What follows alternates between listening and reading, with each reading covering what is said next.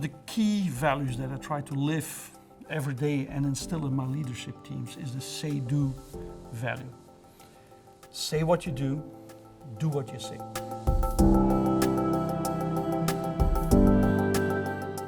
Leading companies are companies that continuously raise the bar, challenge themselves to pick up the new capabilities that keep them contemporary.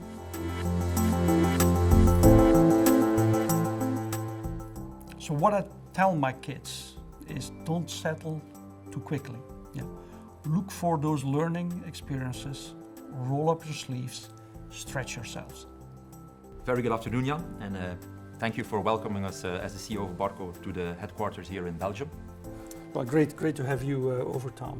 Thank you. Looking forward to the discussion. Yeah. I must say I'm a really big fan of your office building, but I'm even a bigger fan of the company. What are you excited about when it comes to Barco?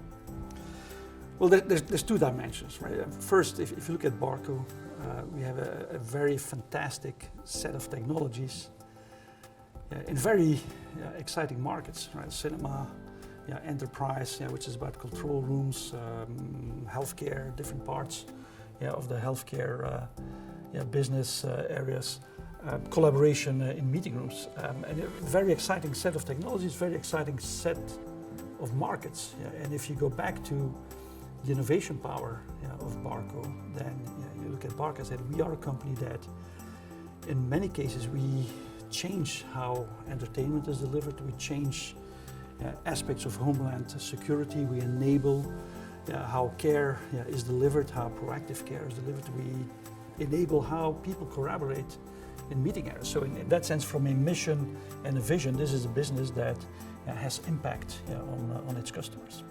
And then if you look pure as a CEO, look at Barco and say, look, this is a company that has a strong innovation power, with real opportunities to move this innovation power into solutions, while coupling it with a stronger commercial and operational output to really turn all of that innovative power that we have into real business power in the markets. I see we share the same excitement about Barco. One of your credos as a CEO is to not be afraid of change, because you said change requires learning, and learning grooms people into better leaders. What has been the change that you encountered on your path to become a successful CEO? Well, I've gone through 30 years now of learning. I'm way back when. I'm an engineer by education. I learned about technology, but then decided right after school to go work for Procter & Gamble, leading a team of people in a manufacturing area. Right? So I learned to work with people. Okay, very different skill set than what you learn as an engineer.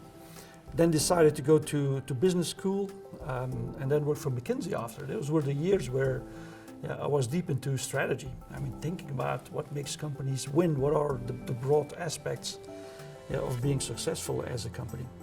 And then I ended up for about 18 years with General Electric, where I started to run businesses. And that's where the period or the time in my career where you kind of start to combine what you have in your head, what you have in your heart, and what you have in your stomach, right? Which to me are all aspects of leadership. And then, it's a bit more than 3 years ago, I joined Barco, and that really was after reflection when I started to turn 50, right? So you were just talking about the great innovations Barco is doing in the healthcare division. A question I have is how you as a CEO trade off the continuous pursuit for innovation with a sustainable strategy for growth. So, I mean, very good question, but my first answer is it's not about a trade-off, because innovation is part and parcel of being a long-term, successful, sustainable company. Yeah, but what we've learned in Barco, and part of the change we've driven over the past years, is that innovation is not enough. Okay? There's the commercial excellence that goes with it. Okay? If you have a great innovation, but you don't succeed in grabbing the market, taking share, then, well, the innovation may be intellectually gratifying, but you haven't created business yet. Okay? So commercial excellence. And then the second is operational excellence. If you innovate, but then 2 years later, you have copycats coming in that do good enough, but at a much lower cost, then again, you're going to be chased into small niches, and after 5 years, there's no more business left. And so, our efforts over the past years in Barco has been to marry that strong innovative power with strong commercial and strong operational excellence power. How does it link to the Barco context? Why should young, talented leaders come work for Barco? I mean, first, because what we do is exciting. From a technology perspective, from an impact we have on customers, from the different markets where we work. And entertainment is exciting, almost by definition. I mean, working in healthcare is so rewarding. Okay, I mean, every people can really connect with what you do there. So, we are in exciting places with exciting technology. We're also a business where, with the ambition we have, it's really never boring here, right? And that's a positive thing. But we keep changing. We keep up, with the times. It's our ambition to be a contemporary company, contemporary business models, contemporary tools that we have, and a lot of investment in developing talent. Okay? That's one where I feel we haven't always done as good as we could. And with some of the new leaders in my leadership team, we're putting a lot more effort on making sure that we groom talent. Okay? Talent is important. We need to groom our own Barco talent through different career moves to be the leaders of the future for this company. You have worked at GE with one of the more famous CEOs of the past decades, Mr. Jack Welch. Who are the leaders that have been an inspiration to you in your job as a CEO? I mean, there's many, right? So it's always tough to kind of single out a couple of names. I've always tried to learn a lot from my bosses. Okay? And still today, the many bosses I've had, still today with most of them I'm in touch. They're mentors. I check things. But of course, there's some big names that stick out, right? Yes, I've worked. I mean, for Jack Welch and with Jack, I've worked for Jeff Immelt. I've been taught by Michael Porter stuff. So there's some big names that it's always great to look back, right? I mean, Jack Welch was fantastic in fact making strategy simple, focus, execution. Okay? The whole notion of PowerPoints to proof points, and a constant look for talent.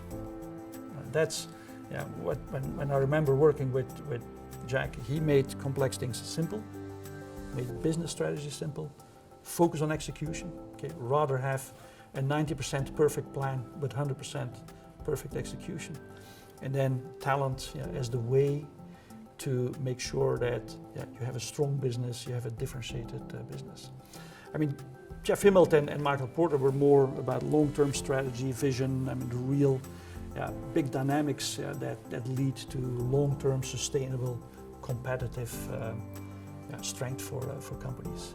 But like I said, those are big names, but there's many other not so well-known names that have really been part of bringing me to where I am today. Many takeaways over the couple of years. Maybe on the other side of that question, how do you as a CEO try to be an inspiration for young leaders? If I look at young leaders and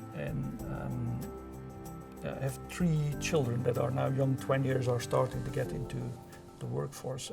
What I tell young leaders is, don't settle too quickly, right? If you go back to when you grow up as a leader, you want to be good in thought leadership, execution, and people leadership. How do you learn that? You learn by doing, and you learn by doing many different things. Okay? Up until the age of 40, my jobs were always shorter than 2 years. Okay? So I've been rotating fast, which each time is a big investment, because going from job A to job B or company A to company B takes a lot of effort. But you learn a lot. And then when I was 40. I started to run businesses where I started to bring this together. So my advice to young leaders is, I mean, focus on learning, focus on moving. Don't be afraid to step into the unknown, make a transition. Okay? But definitely don't get stuck. Don't settle too long in something you feel comfortable with. Because the moment where you feel comfortable, you stop learning. Maybe as a final question, somebody told me you're an avid fan of motorcycles. If you had to compare Barco to a motorcycle, which one would it be? Yeah, no, you're right. I mean, motorcycles is one of my weaknesses. It's a big one. I have 3 motorcycles. Wow. Right? I have a Harley Davidson, which I bought in Milwaukee when I lived there, for GE. I've got a Triumph Bonneville, and I got a BMW Scrambler. The one I think that would kind of symbolize Barco the best is that BMW Scrambler. It's a boxer engine, okay, a very great technology, but also a technology with character. That BMW engine I have is a very contemporary engine from technology perspective, the ignition, the transmission, the active safety. But it still has that traditional boxer, right? Which goes back to the R75 of BMW in the 80s. And so that's where a contemporary company, but with a clear link to its legacy that gives that special flavor to the company. And that's what Barco is. Barco has an 85-year-old legacy. Okay, and we've been keeping renewing ourselves. We're contemporary, but you can still feel some of the pride and the accumulated experience of those 85 years. You can still feel that today in the company, and that's why it looks like my BMW motorbike. Great. Well, on that beautiful comparison, I wish to thank you for participating in our Game Changer video series, and I wish you all the best in the continued success of Barco. Thank you very much. It was great talking, Tom. Great talking to you too. Thank you.